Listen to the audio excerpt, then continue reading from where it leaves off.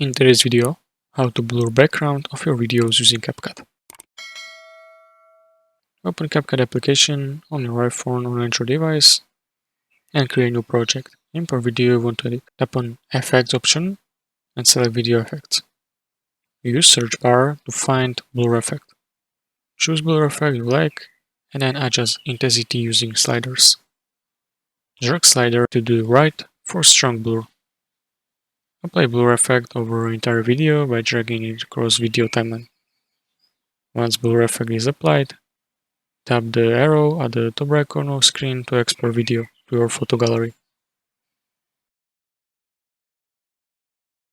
Create a new project in CapCut, import blur video that you just export. Tap on Overlay button and then select Add Overlay. Find and select original video without blur effect.